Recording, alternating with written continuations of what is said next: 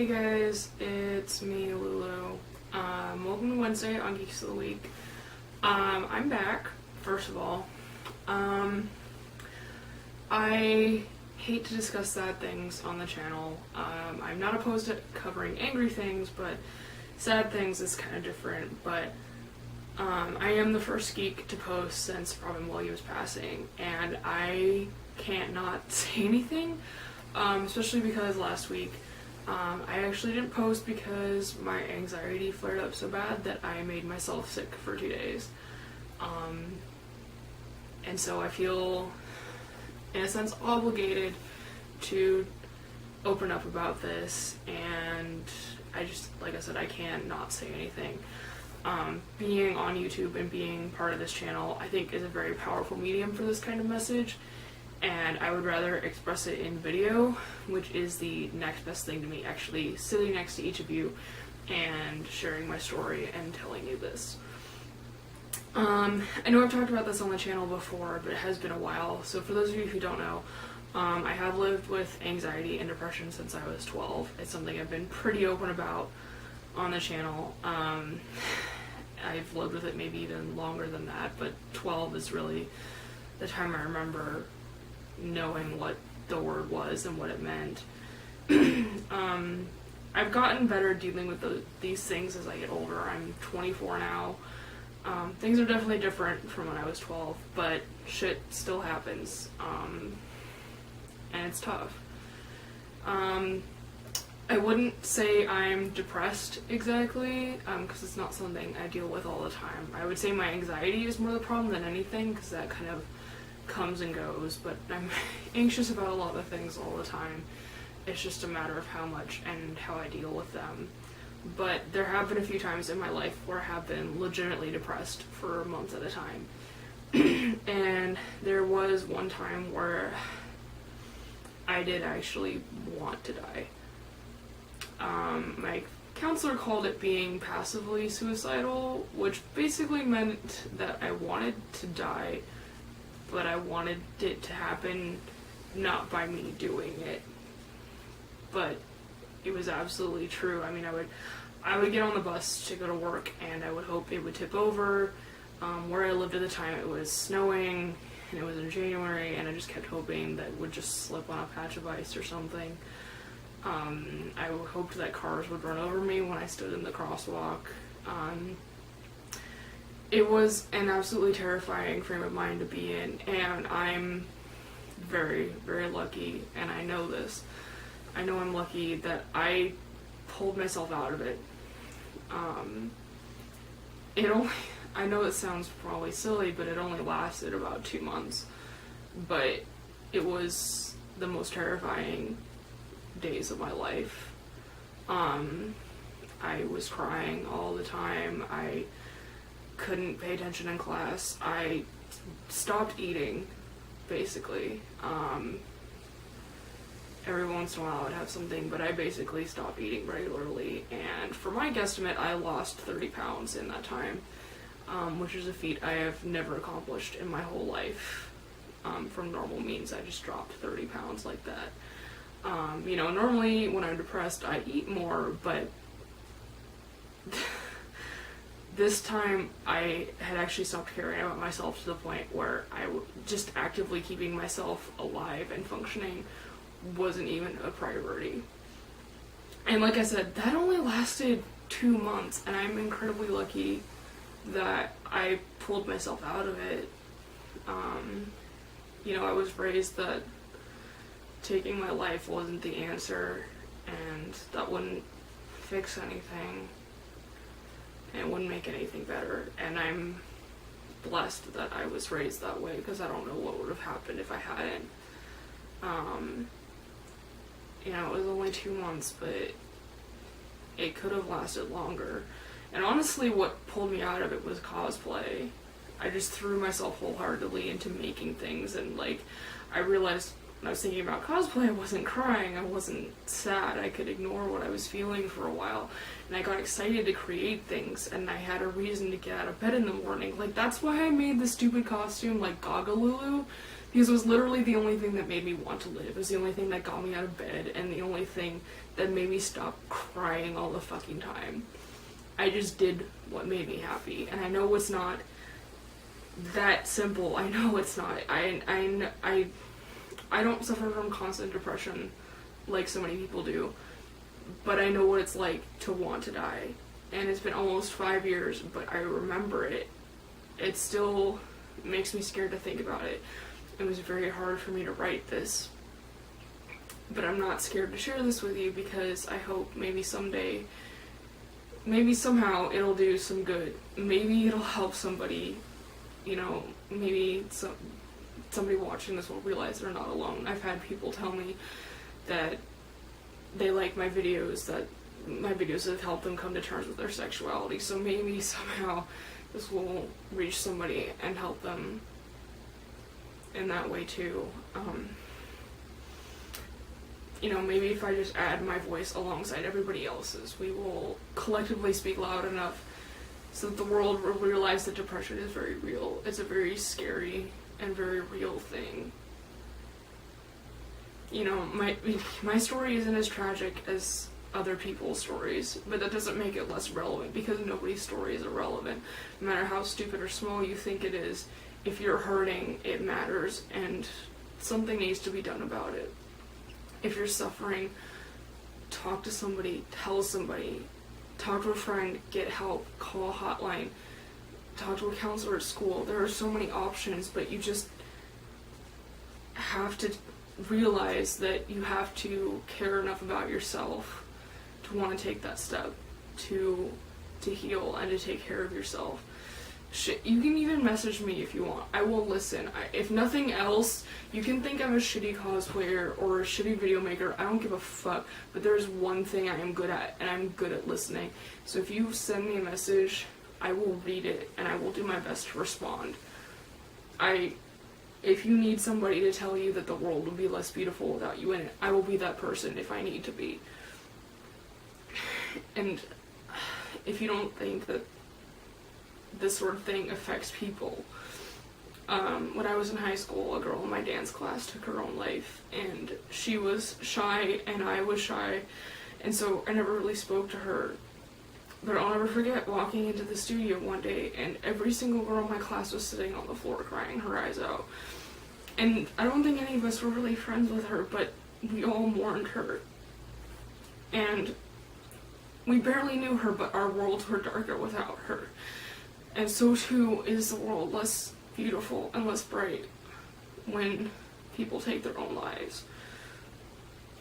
And so if someone comes to you for help, do your best to comfort them. Even if you can do nothing else, you can listen.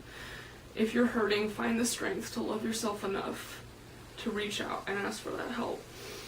And if someone doesn't ask you for your help, just be kind to them. Just be kind to people, because everybody's fighting their own battles, most of them silently. Some of us deal with them better than others, and some of us just can't deal with it at all. But we're all fighting something.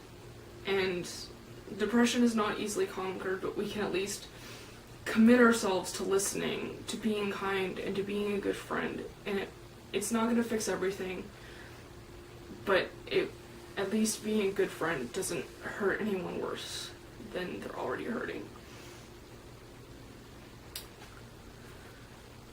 So, I don't know if any of that made sense, but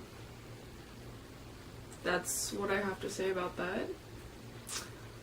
I'm gonna check my camera now, so if my editing software doesn't work, it's gonna look really awkward. So let's do that. Okay. And we're back. So, I'm in my pajamas and my SpongeBob boxers. I'm not wearing makeup and I don't have a wig on, because I want to be real with you guys. This is me being super, super fucking real. So now let's talk about things that aren't real, like comics. We love comics. I was really looking forward to finally giving my review of Guardians of the Galaxy. But I have capital V very strong opinions on that movie. Very strong unpopular opinions even. So I'm sorry if I flashed my crotch. I don't feel right talking about things that make me upset after I just talked about things that make everybody upset. So I'm going to follow up my very serious video segment with Seconds by Bryan Lee O'Malley. For those of you who somehow don't know, this is Bryan Lee O'Malley's first work since Scott Pilgrim, which ended in 2010 it was? Yeah, 2010. The same year the movie came out. And also for those of you who don't know, Scott Pilgrim is hands down and forever my favorite comic series of all time. So you can imagine I've been very excited for this to come out. And I waited to read it until I went to Montreal last weekend because I didn't want to be bored on the plane, and then I finished it in like 2 hours on a 4-hour flight, and then I had another flight. So it went really fast. I wanted to read it again before I did my review because it's very mindfucky and there's a lot to take in, but I got really wrapped up in Virtue's Last Reward on the way back, so you're just getting my one-time through review. Anyway, this Seconds is good. It's very good. It's also not Scott Pilgrim, which is also good, in my opinion. Anyway, quick summary. It's about Katie, a chef who is finally opening her own restaurant, and she uses magic mushrooms to go back in time and fix the things she did wrong. I'm simplifying it, but that's basically what the entire story is. I don't want to give away too much. But as a story, it's pretty typical. You can expect that, okay, you give a character the ability to go back in time and fix the things they fucked up on, they're gonna fuck up worse, and that's exactly what happens. It doesn't feel like a tired old story, though. It's witty and it's funny, just like you would expect from Bryan Lee O'Malley, and I've studied his work and the things he writes outside of Scott Pilgrim, like his Tumblr, pretty extensively. I wrote a whole paper on Scott Pilgrim last year. So it's his voice, but it's not the Scott Pilgrim voice, and it's not his personal voice, because that's different, but you can still tell that it was written by him, but it's a new voice, and it's one that's appropriate to the story, and it's not Scott Pilgrim. It's not a rehash of those same kinds of tropes and that same voice, which is, I think, a really good thing for this book, because after you create something that became as iconic as Scott Pilgrim has, I think the temptation for most people would be to kind of rest on that and try to recapture that magic. But this, in most ways, is very, very different. So I'm just going to keep saying that that's a very good thing. Let me go back to what my script actually says. Okay, so it is similar to Scott Pilgrim in that the story is at its core about the characters and their personal transformations over the course of the book. And it's about regular people living regular lives with some supernatural shit thrown in to make it unusual and exciting to read. There's magic mushrooms, like I mentioned, and there's witches, and a house spirit, and then creepy skeletons, and creepy shadows, and then all these combine with realistic characters to create something familiar but also really unique. Where I feel Seconds falls short is not due to the writing, but really the blame is more on the length of the story, and I'll explain. It's a decent size for a graphic novel. It's over 300 pages. That's a decent size for any novel, hey. But this is just a fraction of how long Scott Pilgrim was. Scott Pilgrim was 7 volumes. So this is significantly shorter than that entire series. And what I loved about Scott Pilgrim, above all else, was that how on the surface, yeah, it was about Scott and Ramona and the League of Evil Exes, but it examined complicated relationships in a way that you wouldn't expect in a comic full of visual gags and video game references. And Second still has the same elements of personal transformation, but it was simply too short to show the ebb and flow of relationships like Scott Pilgrim did. and that's not any fault of the writing. There is transformation, there is, changes in the relationships, but there's just not enough time to get as invested in them as you do in Scott Pilgrim. And, like I said, the emotional conflict is there. That's definitely an integral part of the story, and part of how Bryan Lee O'Malley crafts his stories. But that aspect was just lacking a little bit. I don't think the book should have been longer. I think maybe a little bit longer, but not much. It definitely shouldn't have been a series. I think it could have been had he decided to stretch it out, but as it is, it's good as a self-contained one-shot story.